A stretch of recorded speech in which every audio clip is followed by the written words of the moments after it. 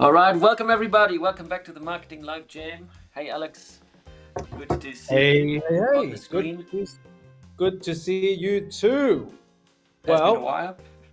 it has been a while. I'll tell you what. For those of you who are watching or tuning in at the moment, I actually feel very funny at the moment because both of us are actually in the same office in Sydney, and we've just spent a whole day together, and it feels like COVID all over again.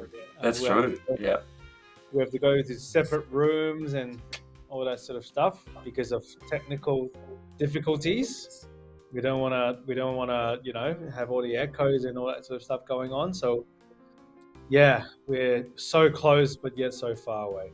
Yeah, I think it'd be a bit strange if we were sitting in the same room because I would probably look to the right and not onto the screen. So we actually hired a second room just for you guys. So Exactly.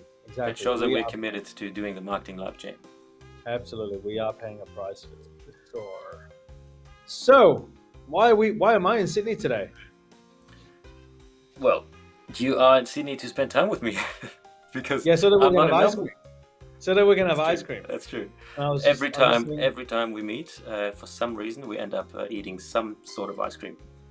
every single time. So for those of you who are watching, I live in Melbourne, Ori lives in Sydney. We've traveled together to many, many, many places, miles and miles and miles, and without fail, every single time, hot or cold, we get together. Yeah, We will just strangely have ice cream somewhere. yeah. I am glad that I have signed up for the gym again because after so much parental leave, I certainly haven't trained too much, and so Yes. it's good to train again and allow myself a little ice cream treat here and there. Well, you also had some chippies this afternoon. True. Yeah. Yeah. But I learned by signing up for the gym. I just signed up for a new gym today. I learned a valuable marketing lesson. That convenience is one of the biggest sales drivers, whatever you sell. The gym is right next door, and so it takes me like a minute drive to get there. It was very important for me to have classes that I can go to because I train better in a group environment. But anything else wasn't too important. And so when I was ready to sign up, because it was so convenient, I didn't get too much about the price. I didn't get too much about the sign-up bonus. I didn't get too much about the fit-outs, the trainers, who is there and who does train there. It was 95% convenience. All about convenience. Yeah. So make the customer journey more convenient, and you will make more sales. Yeah, or we just need to, obviously, in the Storybrand exercise that we do with many, many, many, many people. One of the most important things that we need to make sure of is we understand who our customers are, who is the hero of the journey, and Yeah. more importantly, what it is that they want, right? So in your case, you don't want fancy fit outs because, especially for a more experienced exercise person like you and Yeah. I, Yeah. like we all know all the equipments are the same. Mm. You would basically be able to do the workouts that you want Yeah. anywhere.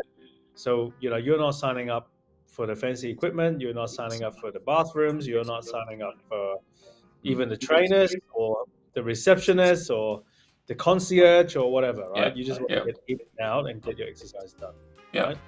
In the most efficient and convenient way because you have a young family and time is super precious for you right now. Yeah. And I don't want to have to use the mental energy that it would take to create my own exercise plan. And Yep, true. I actually have a Cert 4 in fitness, like personal training.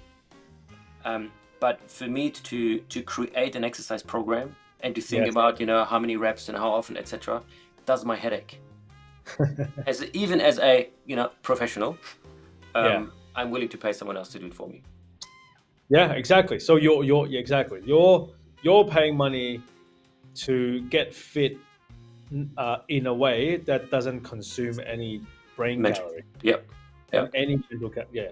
So any effort that you require of me from a thinking point of view, I'm not interested. Yep. Yep. Exactly. And that's the thing. The more frictionless we can make it, the less thinking our customers have to do. The more Yeah. convenient it is for them. Easy sell.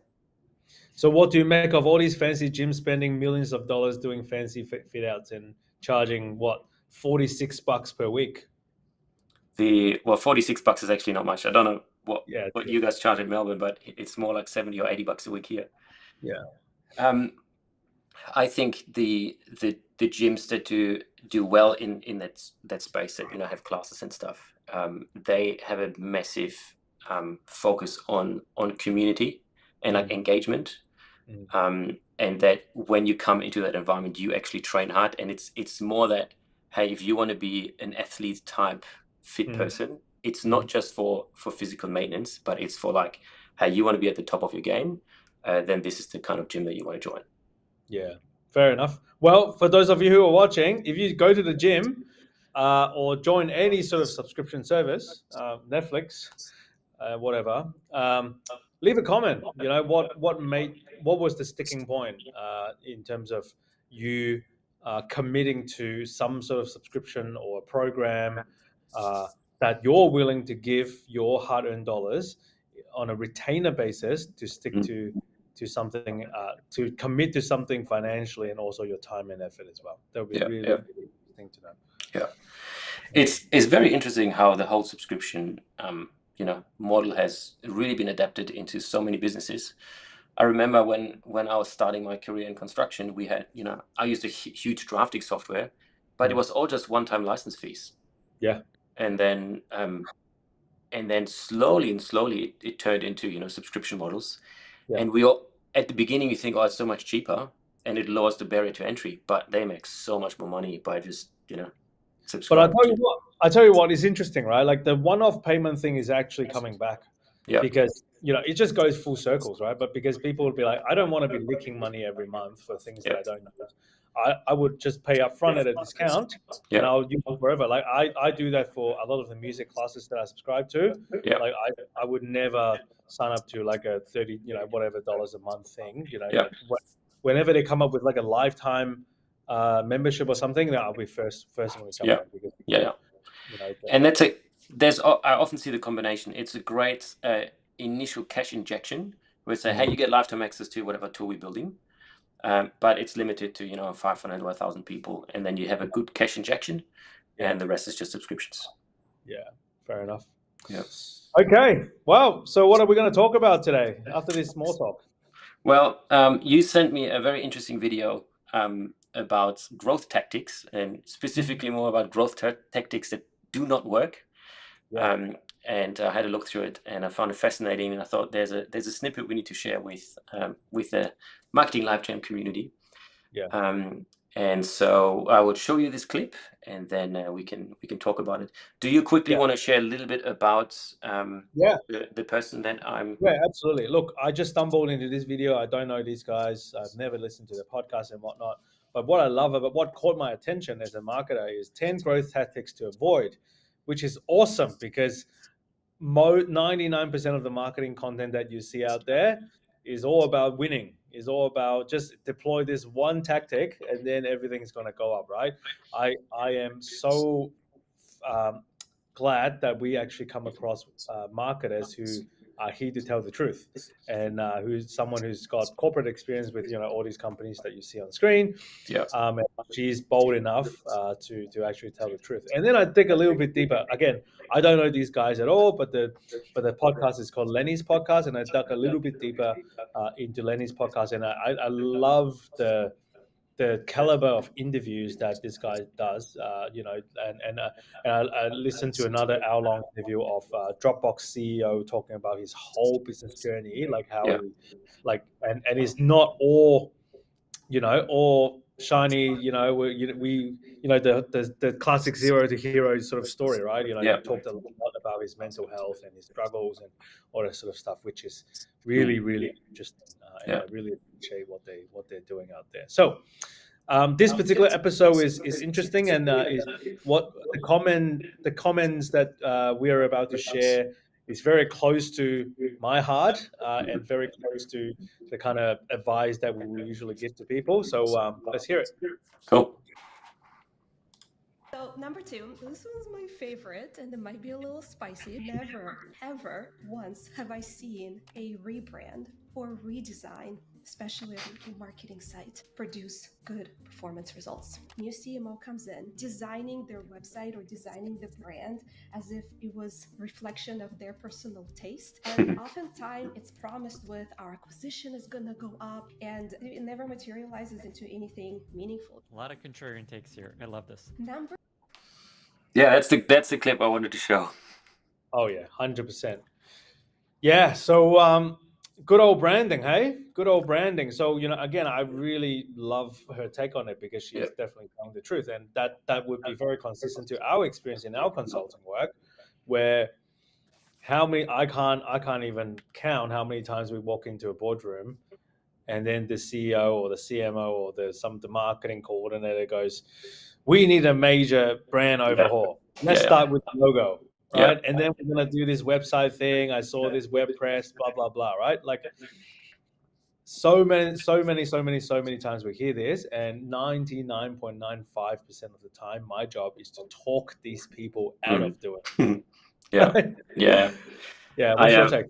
I don't know if you remember that she showed the Jaguar redesign, Mm, and it always baffles me when somebody has gotten used to a brand and it's a strong brand and they like the brand, and then they design something that, in my opinion, looks much worse, mm, or is too vanilla. mm. And I find the Jaguar new design is just rubbish. Yeah. In my opinion, and I like the old Jaguar, the kind of the logo emblem and stuff. Yeah.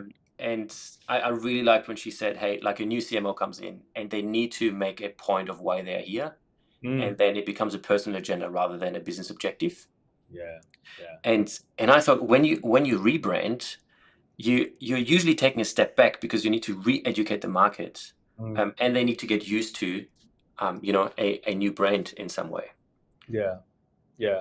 Look, our personal taste aside, right? Like there are logos that I like, there are logos that I don't like, but Yeah. overall, I don't think about logos and don't Yeah. think about color schemes Yeah. because, to her point, right? It has never, well, at least based on my observation and experience, like it has never had a direct correlation or direct contribution Yeah. to acquisitions Yeah. or any tangible business results, right? Yeah. Usually, when people say that we want to rebrand and everything, that's usually my go-to advice is only do it when you have spare cash to burn, Mm. right? Yeah. And we all love a cosmetic upgrade. Look, in fact, I'm doing a big reno at home at the moment. Do I need a Yeah. reno to be able to live a happy life? Probably not. But do I would I appreciate an upgraded Yeah. finishes and kind of stuff around the house? Absolutely, right? Yeah. But I know I'm burning money just for 2% more of my happiness, right? Yeah. Um, Well, I think branding definitely has a point. I think with rebranding, you have to be really careful yeah, because you are affecting your branding or your brand management that you've done beforehand, yeah, and now you are risking that brand management. yeah, Now, if you need to make a significant change in your messaging, etc., then that might be a strategic shift to make, absolutely, to also include this in your visuals. yeah, And I was talking to a branding guy recently, and he said the majority of what he does as a brand guy is he's in the work of perception. mm, What is the initial perception that you're trying to give to someone if they yeah, have not interacted with your brand yet? mm. And he said Chemist Warehouse, for example, they look they Keep look going. very they look very stocky. It's very bold colors and rectangulars. It's nothing too fancy, Yeah, but they don't want to give away a luxury brand, very customized, very personal. yeah, You walk into a Chemist Warehouse and it literally looks like a warehouse. absolutely. So that is actually a good brand for that particular purpose. Hmm. If there were a one-to-one personal advisory medication consultancy, then that Mm. logo is probably not appropriate. Yep, So I really absolutely. like that idea of it's about perception, but also Yeah. not much more. But when you think about it, when you do a rebrand, Yeah. I'm talking about graphic design exercise or look and feel exercise, and we're going to talk about what rebrand, like if your business calls for a rebrand, what it should look like, right? Yeah. But I'm gonna talk about if you are going to embark into a graphic design exercise, one, that is not really a rebrand as a graphic design exercise, right? And Yeah. secondly, the change management is going to be horrendous, right?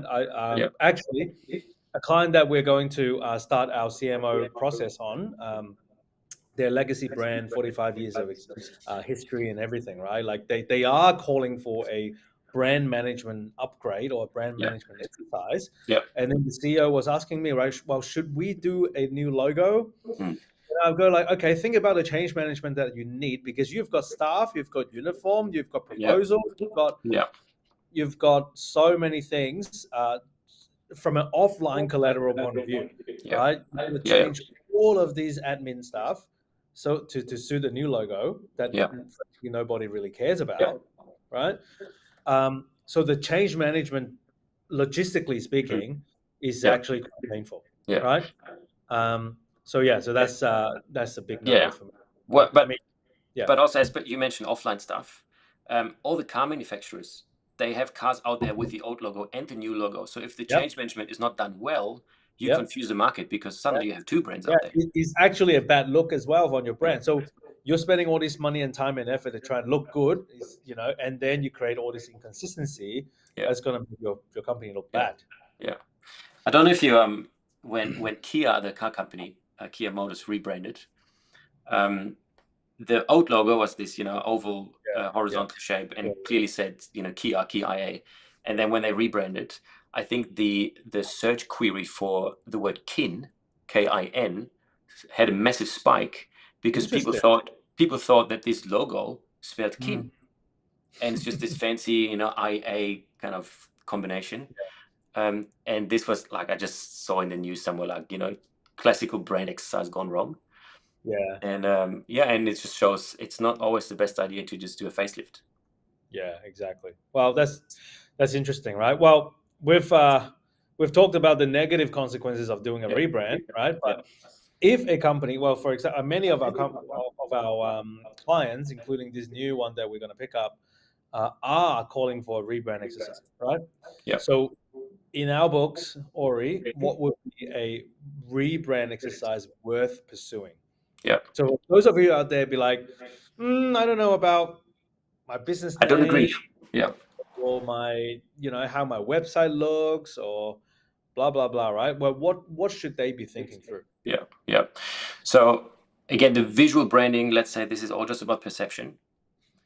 The way you communicate to your clients, this is what will, validate the perception, but it's words that sell. And then the design or the visuals, they give you credibility for whatever you sell. Yeah. And I was trying to put into words the difference between, or the different weights between copy and design. And I think it's this. It's copy will do the sales, but design will give you credibility. Yeah. And so if you have a high-end product, but your design is just rubbish, it just creates this dissonance. Yeah. But it's the words that will sell. And that's why for us, brand management or branding or even rebranding is all about what words will you use to validate a certain perception that you want to give away. Yeah. So it's good old copywriting again, right? So how your brand is heard and perceived speaks way louder than how your brand is seen. Yeah. So when we're out there to try and rethink branding, facilitating those conversations, it is the good old Storybrand framework again. We go in and do the Storybrand exercise to really working out who's the hero of your journey, Yeah. what it is that you want, what problems are you solving, and then how do you go about packaging all of your products and services into a streamlined solution to solve that problem. Yeah. Yeah. And out of that, we come up with, I wouldn't use the word tagline too much because usually taglines are Just cute cute and little, clever. Yeah. cute and clever little phrases like just do it and think different. Yeah, it worked in the 70s. It won't work in 2025, right? If you launch a computer brand and go think different, Yeah. go for Yeah. it. Good luck, right? So yeah, it is about the copy and the words that you use so that people can clearly identify not who you are and what you do. People couldn't care less about who you are and what you do. Yeah. People can clearly identify what's in it for me. What problems are you going to solve? Yeah. Right. Yeah. And that's branding, and that's perception. I've heard a few times now, and I really subscribe to that. The best way to build a brand is actually to sell products, because only before the selling, that's all marketing. But once they have bought something, that's when they get to experience the brand. Yeah. And then if you do a good job in the customer journey, that's how you Yeah. build the brand. And then Absolutely. people will start to love your visuals, because that's what they associate with the brand. Absolutely. If you're watching, and there are dozens of you guys, please leave a comment, agree or disagree, because we're always up for a debate, right? But chances are, if you're watching this, most of us are small business owners, and when I say small business, is any business who is doing less than $20 million, right? Which is probably about 97 of the business workforce in Australia right now, right? So if you're in small business, one of the dangers that a lot of these small business companies get into is that they use all these gigantic brands like Apple and Nike and all these BMW and Mercedes as their benchmark for branding. And then they go like, oh, wow, these guys are really, really big and successful. They must be doing something right. Why don't I just go and adopt what they do in branding, right? To create my business, right, or to market my business, right?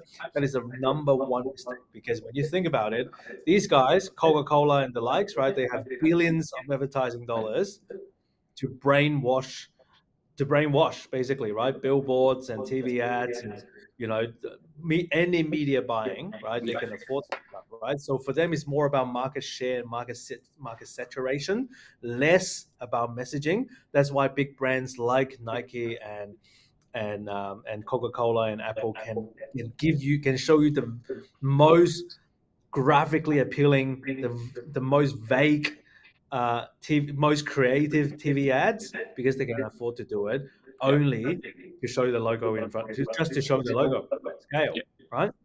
But most of us, if not all of us, can't afford to do that. So the branding for small business is definitely calls for clarity. Clarity would come from your messaging, namely the words that you decide to use to describe your business. Yep. Yep. And I don't remember in my lifetime Amazon ever rebranding, Apple ever rebranding, Nike ever rebranding. Yes, they might have cleaned up the logo a little bit to be more trendy, like a flat Or 2D what they design. do is they expand on Yeah. their visual, on another sub brand or another silo or another Yeah. product line, Yeah. right? Yeah. But then they have to market that particular brand as well, like the Amazon Flex or Amazon Alexa, etc. It sits under the Amazon group, but it's still a new brand that they have to push. Yeah, but all that aside, because we can get into corporate talks all day, every day, right? But you run a small business and you're desperate to actually get some revenue and cash in the bank, and you're trying to get maximum ROI from your marketing and brand. Clarity comes first. All right, work on your messaging first, and then you reverse engineer the rest into your websites, into your sales funnels, into your content marketing strategy, into your growth hacking tactics, into your TikTok strategies of all things, right? Messaging always comes first. So, well, let's get to work then. How can we help small businesses with the messaging, especially in a world of AI where everything needs to happen straight away?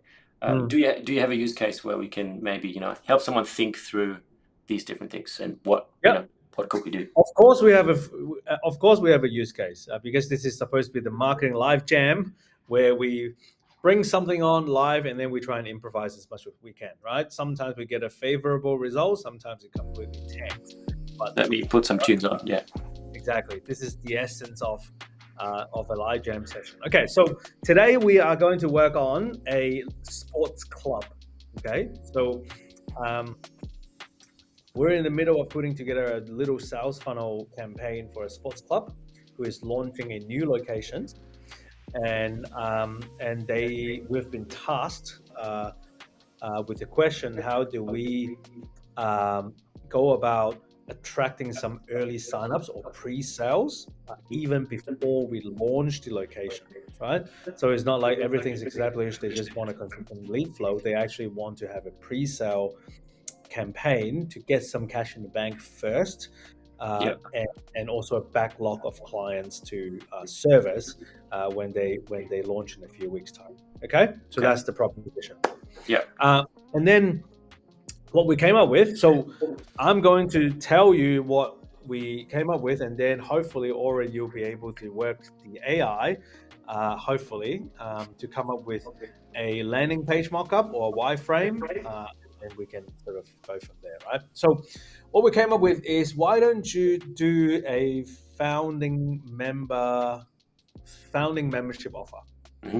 So since you're launching a location, so you can justify having a founders membership or something, or early access for a new location, at a discount with lots and lots of perks. Okay. So the offer that we came up with was $49 for 3 months. Okay. So usually I believe the subscription is $26 per fortnight, which works out to what, $52 per month, right? And every 3 months you're paying about $150, right? But for $49, we are going to give you 3 months worth of unlimited access to the sports club. Okay, so that's the first offer. Oh, excuse me. So, and if I pull back the curtain a little bit, what sort of brings to offers like this, we usually think through these kind of campaigns through the lens of what we call irresistible offer. And if you're taking note, if you're watching, this will probably be a bit of a free masterclass for you. There are 4 things that we need to think through in regards to a irresistible offer, right? The first thing is it requires minimal time for someone to sign up or to engage with the service. The second thing is it requires minimum effort for someone to consume the product. And then the third one is it can achieve a dream outcome. Okay, hopefully it is an effortless outcome, right? And then fourthly, is backed by tangible proof. Okay, so these are the 4 guiding principles. Sometimes we tick all 4 boxes, sometimes we don't, or we can't, right? These are the guiding principles. Okay, so in thinking through that, the $49 for 3 months offer, I would probably say is, I wouldn't say completely ticks those boxes, but the minimum time and effort piece, right? We're sort of hitting the mark on that, right? So that's the first perk.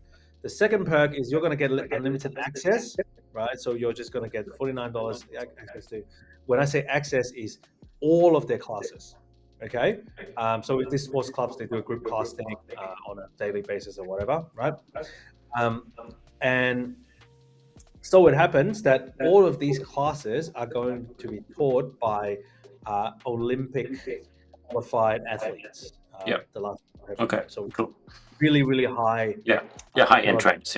Yeah, so it's not some just random coach. It's actually it's not like a guy like me. It's with a Cert 4. So it's elite athletes training you, and you get access to that for $49 over 3 months, unlimited access, right? And so it happens is this sports club has also won the Sports Club of the Year awards in 2024. Right, so it's not some cheap and nasty sports club. It's actually quite a boutique. Well, they know what they're doing. They know what they're doing. Super qualified trainers, easy, low entry point, unlimited access. Right. And then also they're going to waive the sign-up fee. So usually the sign-up fee is $400 because of how high-end they are. Usually with a welcome pack with free uniforms and all that sort of stuff, they're going to give that complimentary. They're going to give that welcome complimentary as well. So you're saving $400 for $49. You sign up for 3 months. You get trained by Olympians, and then you're actually going to join a community of an award-winning sports club. Okay. And this offer is only limited to 50 people around the area, or 50 people around the postcode, I believe. Right? Okay.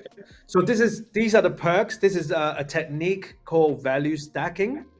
So we're try as much as possible to fish out the tangible values of what it takes to, for them to sign up, and we make it super attractive, and then we basically stack the value on top of each other to make it a really compelling and sometimes irresistible offer.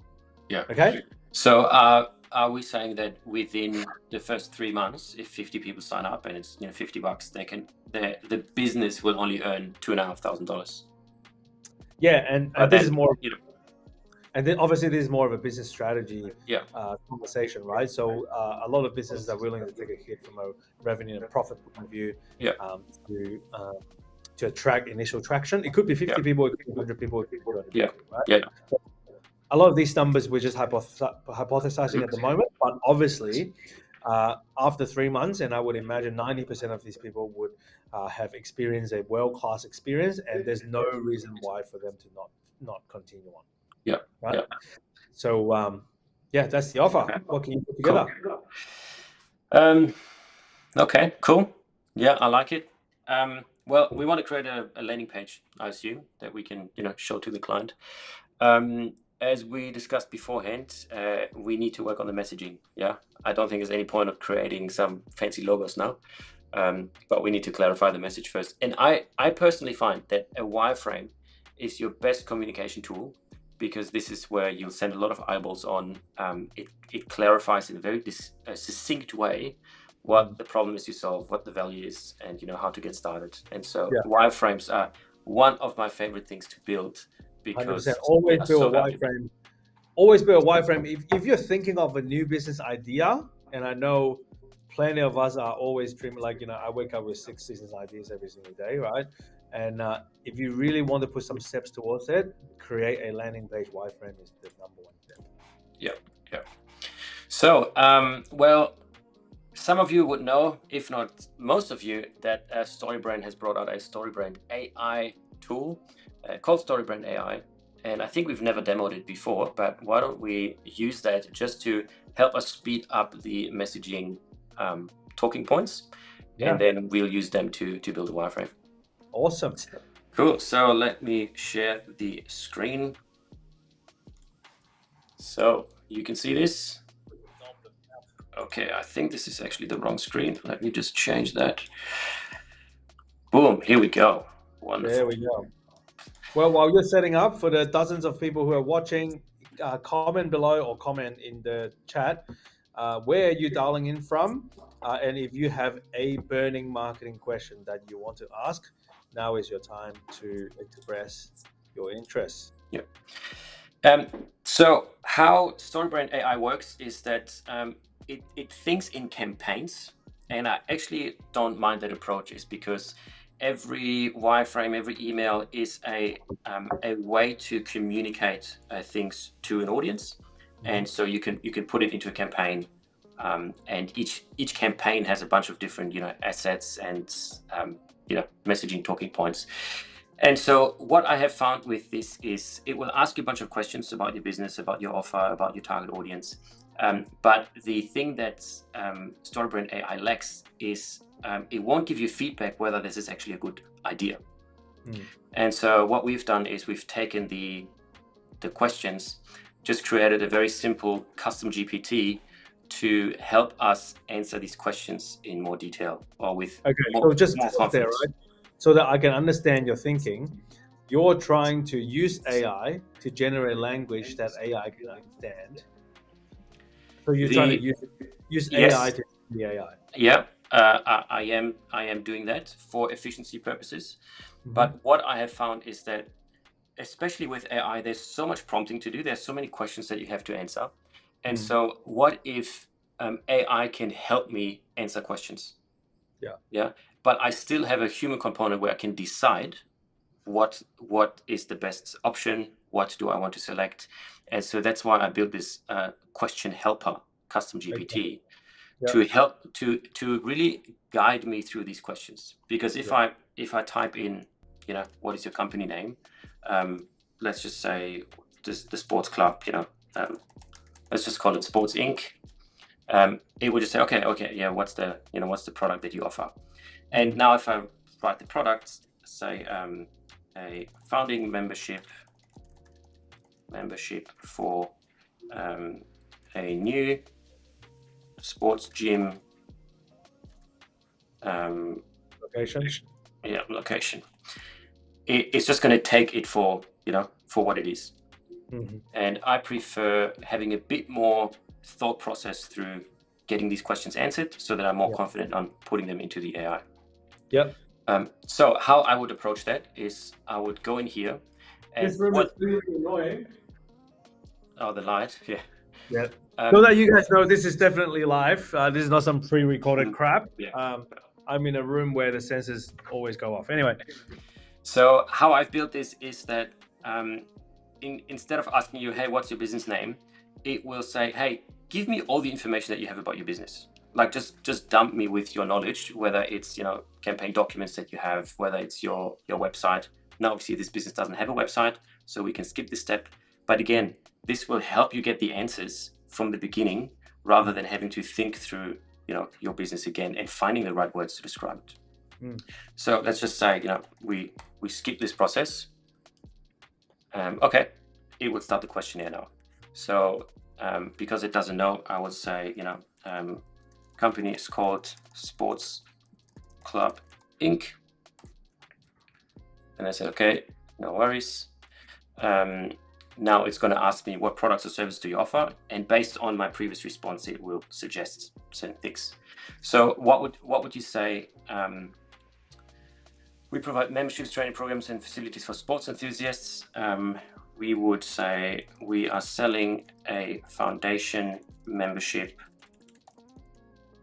for a new sports club. Okay, we want to maybe just give it a bit of context. Specialize in a new sports club, without giving it away. Specialize in racket sports. Racket. How do you spell racket? Like this? Like tennis racket. RACQUET. Sports. New sports club. Okay. Specialist training for racket sports. In specialist training for racket sports. Yeah. Now, again, the more information we have, the better. If we had conversations with the client, we would probably transcribe that conversation and put it into the first step to give ChatGPT some context. Okay, here are the two other options. Okay, now it's going to update the options, and then I would say, okay, actually, I like option 2 the most. Early membership access to premier record sports facility featuring specialized coaching and training programs. Yeah, let's use number 2. Okay, and now it's going to go to the next question. Who is your target audience? Cool. Okay, again, it's going to suggest things, but we can obviously put our own spin to it.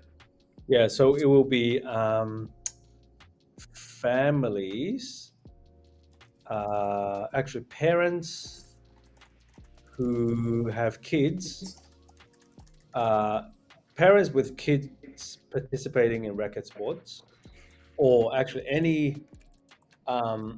any competitive sports, and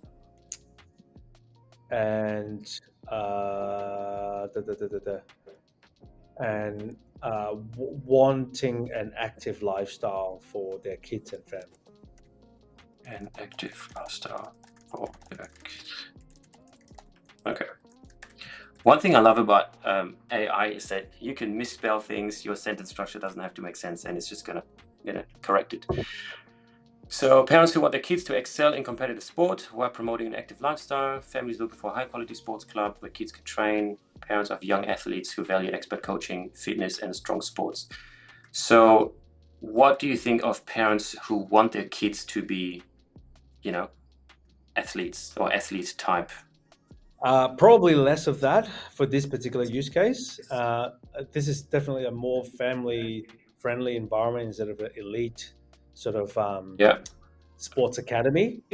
So it's more about family activity, being an active lifestyle for families. Yeah. So that they're not stuck on their iPads. Yeah. Okay, so I think 2 is again the best choice. Okay, now it's locked in. Next question. What is the main problem your customers deal with as it relates to their particular product? Yeah, so inactive kids, or kids who don't, who's yet to find a sport that they like, Who haven't found a sport they like? that they enjoy,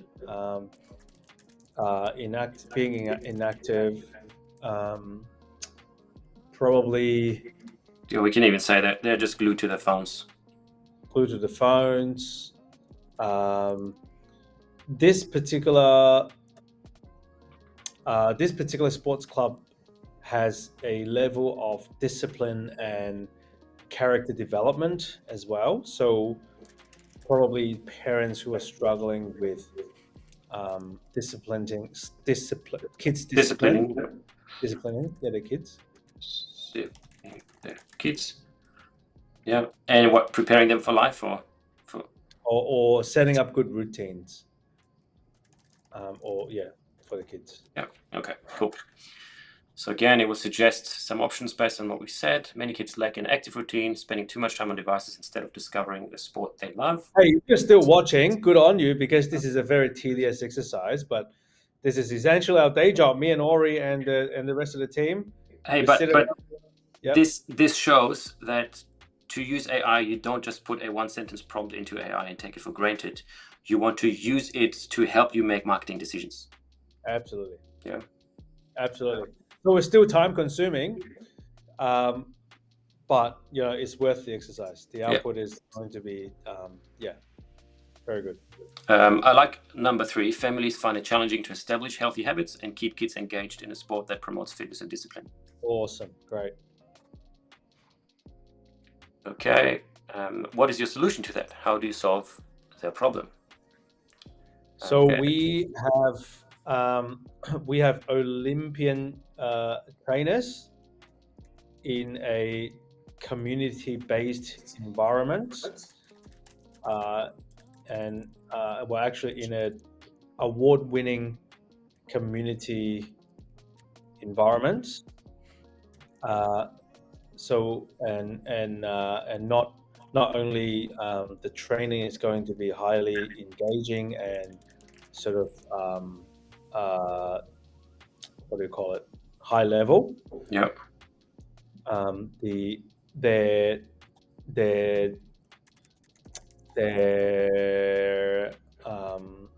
track records, or because this particular sports club, they have multiple locations around the country, Yep. and they thrive on community, and that's why they've won the award. Okay. So I don't know how to verbalize it for the AI. Okay, so we have multiple locations that have a strong focus on community. Yeah, or you can say the reason Sports Club of the Year awards was won because of the community engagement aspect, or the community engagement culture of the company. Yeah. Okay. Let's just use that. We want to make sure we move along. With expert coaching from Olympians and a strong community focus, we provide engaging racket sports training that builds discipline, confidence, and a love for sports. Mm-hmm. Yeah.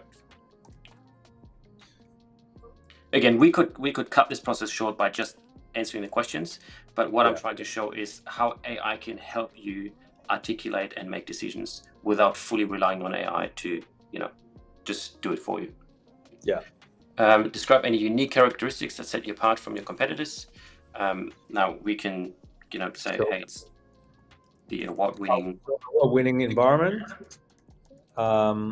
Olympian trainers, and 5-star X amount of 5-star reviews online, and also I believe they've been around for 30 plus years. 5-star reviews online, have been in business, let's just say, for 10 years. Yeah. Let's set you apart from your competitors. We could probably have included more of the actual offer in, what is the service that you bring for this particular campaign, but obviously we can adjust this in the wireframe. Yeah. Okay, weekly coaching strategy, and okay, let's use number 3 on that one. Okay, let's just use Sports Club of the Year award. Just want to move ahead. Now, if you know about the Storybrand framework, we always say, hey, there is a component where we introduce the plan that we invite customers to take or visitors to take. And this is this particular step. Like, what are the 2 or 3 steps? Join the founding membership and get access to the perk that we mentioned earlier for $49. $49 one-off payment for 3 months. So it's not $49 per month; it's $49 once off for 3-month access. Unlimited access to our class schedule and facility. Yeah. Okay. Is your answer? Yeah, logged in. Now, finally, that completes the questionnaire. What it's going to do, it's going to spit out the answer for the 8 questions that you need for Storybrand AI. Yeah. Now, you can use Storybrand AI to, let's just quickly demo it since we have it up. Let's go on here, save this, and this will just be a quick copy and paste. I'm actually surprised people are still sticking to this call. Yeah. Or to this live stream. Maybe that means they're actually interested in doing the hard work. That's good. That's good. Well, marketing is work. It's not just pressing a button and collecting money. You have to put some work into it. And one thing I always notice, the quality of the output in AI, and this goes without saying, but it's determined by the quality of the input. 100%.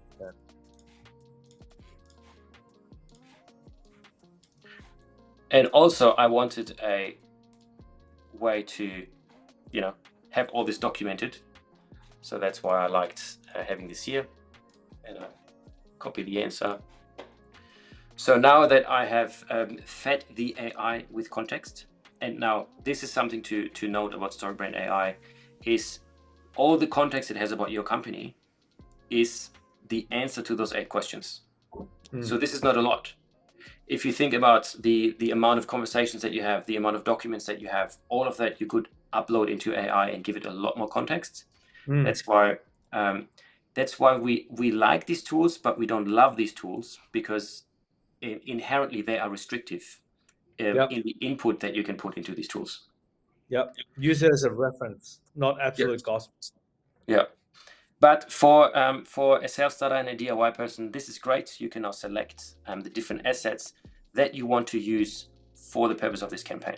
So a brand script is always required. It's a great 1-pager to clarify the story that you're trying to tell or invite people into, and it's a great way to visualize the customer journey quickly. But we want a website wireframe. So now it is going to generate the brand script, and then it is going to generate the wireframe. Now, so we always start with the fundamentals, right? Yes. We wanted to have a solid ground in our messaging. And I know it is tedious, right? But, if we're talking about doing it properly, we want to have a messaging framework that we can stick to. And then those becomes your talking point and copywriting to expand into a wireframe. Yeah. And this is not bad, but the only thing I don't like again is the limitation that the AI will give me. I much rather use this and then put it into a different AI tool. Yeah. We might go over brand scripts on another marketing live jam. I really want to get to the wireframe. Now we could ask Storybrand AI to create the wireframe now based off this brand script. But what I would like to do is to actually download this brand script, export. Wow. And now we have the, let's see if it came through. Download, yeah, I got that now.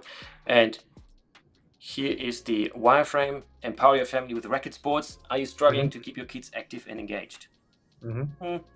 Yeah, bit vanilla. Yeah. And also, I just don't like the format of this. So if you're happy to stick around, then I want to show you what I believe is a better way and a more controlled way to use the assets that you have for some marketing copy. Okay, so you've gone from ChatGPT to Storybrand AI, and now Yeah. you're going to move the assets to another thing. Yes. Okay. And the other thing is called Reloom. We use this a lot just to map out websites and wireframes.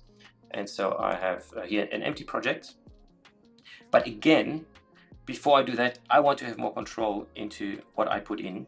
So what I will do, because what you can do now is you go into the sitemap and you describe the business that you're building a wireframe for, or a sitemap for. So what I would like to do is I will go to another ChatGPT chat and I will upload the all the answers from my questionnaire. I will also import the document, the brand script. Mate, what you're doing is way too geeky for me, and I hope the output's going to be good. Yeah, I hope so too. But again, I'm trying to give more input, and I'm not saying this is the perfect input, but what I'm saying is you want to give the AI enough context to actually give it a chance to give you good results. Yeah. If I just say create a wireframe for a sports club, what do you? It has to fill in the blanks for so many things. Yeah.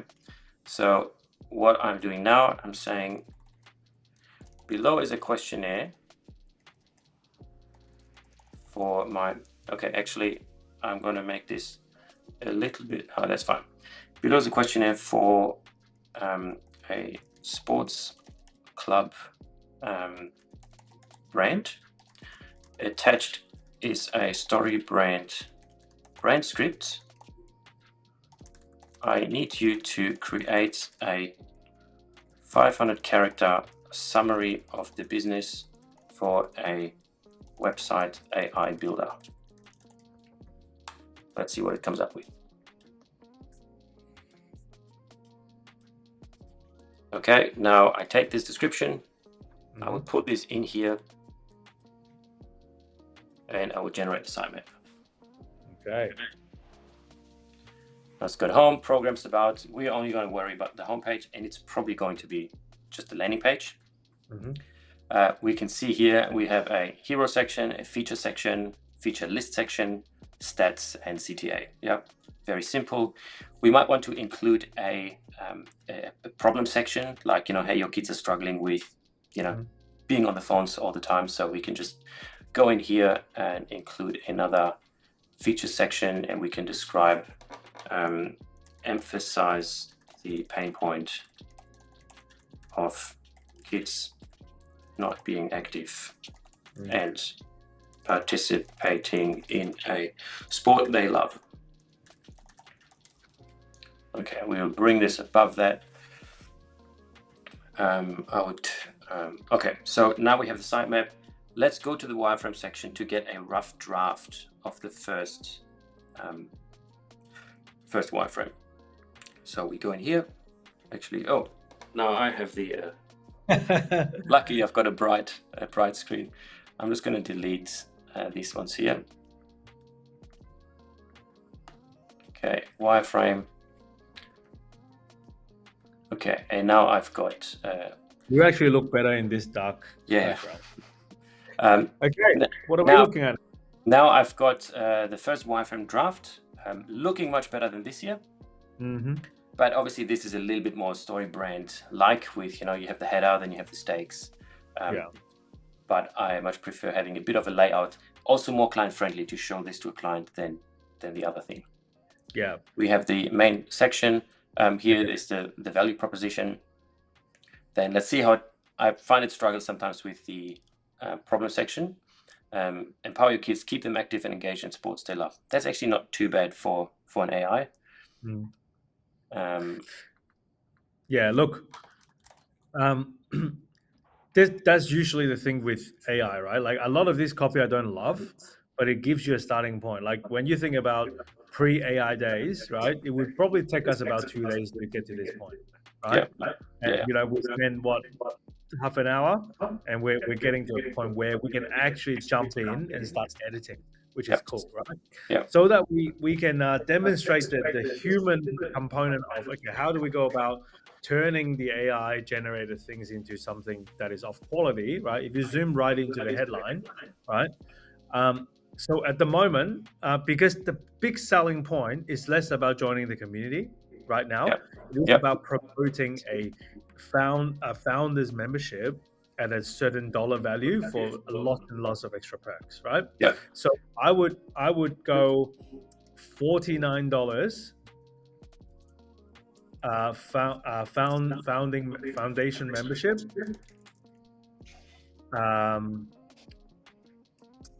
at unlimited access, 3-month unlimited access to XXX Club at $49, right? And then I will go foundation or new location founding membership or something at the start. So we go like above, you mean? Yeah, well, both of us gone dark. New foundation membership, and then just a column, new foundation membership offer or something, and then 3 months unlimited access to the club at $49. Yeah.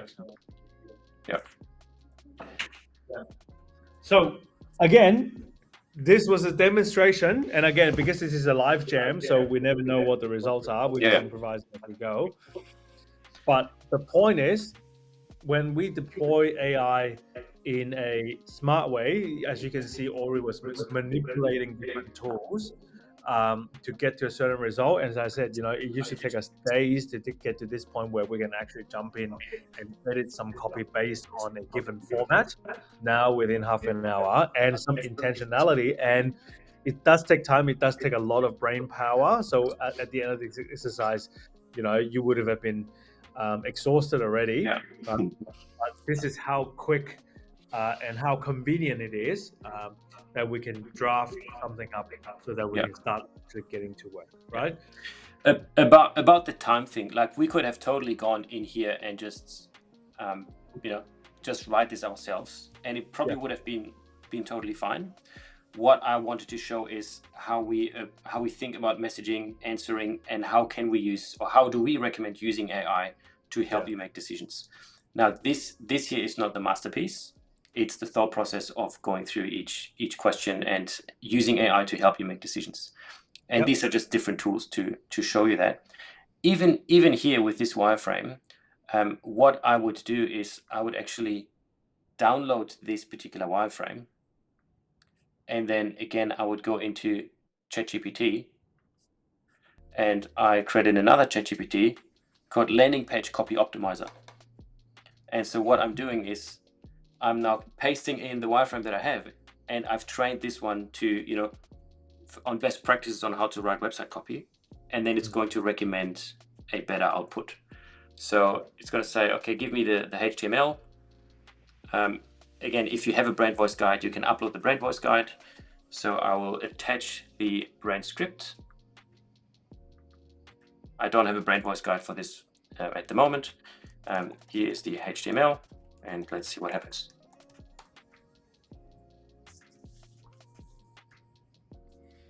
And now it's going to say, hey, key considerations for optimizations. Unlock 3 months unlimited training for just, Yeah, and then is your child missing out on the benefits of sports? A sports club that builds confidence and community. Now, all I had to do is come up with a small prompt here, create the landing page, copy the landing page code into ChatGPT. Yeah, and then that's actually getting us somewhere, because I never thought about the other way of saying the headline if you go back up. Yeah. unlock 3 months of unlimited training for just $49, right? So all we need, I don't love the word unlock, right? But we go 3 months of unlimited training or certain things, swimming training or whatever, for just $49. That's actually better copy than Yeah. what I came up with. Yeah. And what I love about this is it's saying, here's some optimized landing page copy. And this is what I would recommend. I've clarified your offer to emphasize the limited time, strengthen your CTA, and refine messaging for expert coaching, community, and health benefits. Awesome. And this is probably much more helpful for the audience to say, hey, AI can generate a bunch of stuff for you, but you need to battle test the AI output. And how you can battle test it is with a custom AI trained tool to go through what AI has created and give you feedback on it. Yeah. So you're using AI to generate prompts for another AI, Yeah. and then you're taking what's generated from the AI back to another AI model to go battle test this, right? Okay. Yes, but think about a work environment where I'm tasked with writing a wireframe. I might bring out my ideas, I might get AI to help me write it, but then I battle test it first before I send it to you, because otherwise you will come back, hey, have you considered best practice on this? Have you considered this? Have you considered this? Well, yes, I have, through the AI. Yeah. But it's much easier for you to work with something like that than something that is purely just AI generated. That's so interesting, isn't it? So all these promises people are making out there with, hey, subscribe to this and it's going to solve all your problems, right? Which frankly is part of the Storybrand AI promise, right? Just take it with a grain of salt, right? We want to make sure, we're deploying all tools in our arsenal to get the best outcome. I love the fact that we're actually toggling between different tools and with the human intuition as well, all for the purpose of the best outcome. Really good. And now I would just copy this and potentially send it to a copywriter or send it to to a web designer to now build out. Yeah. Awesome. But again, you need to know what the most important part is you need to know what you're actually offering and what the offer is. And that's where you need to use your brain to come up with something that people actually want. If there's one takeaway from our last hour together, use your brain. Yep. That's it. Yeah. Well, we've spent a good hour together, and I think that's all the time that we've allocated for today. And for the few of you who are still sticking around, good on you. It means that you are a willing marketer, willing to put in the work and to get the best outcome. Again, if you've got any burning questions to review any of your marketing, or if you want us to work on a live project like this for your particular business, for your particular situation, please comment below in this YouTube channel, and we will definitely get to you. We will, I think, next week bring on a live guest. Yep. Be right. Yeah. Most likely. Most likely, we're going to bring in a live guest. Someone just came through and said, "Hey, we need some help," and I wouldn't mind speaking to you guys as human beings over a live call. So look forward to that, and it's going to be really interesting. Cool. Well, for me, the final thought is use AI, but don't fully rely on AI. Just as you said, it's just a tool, and like a good craftsman has many tools to create something beautiful. All these AI tools are just a means to an end to help you create something. Yeah. Well, speaking of having leveraging technology and putting your little personal spin onto it, ironically, I'm actually wearing an Iron Man t-shirt today. So learn from Tony Stark, right? He definitely has a lot of personality, but at the same time, he's created this amazing world of using out of this world technology. Anyways, Cool. Enough of us babbling. For those of you who are watching, have a great day. Thank you so much for tuning in. Next week, we will have a live guest. So it's going to be a third person. Sounds good. Well, the guest trial has ended. So we'll see you next week at the Marketing Live Jam. If you have any things that you want to share or things you want us to work on, the link will be in the description below. but you can go to the link in the description, and we'll see you next week.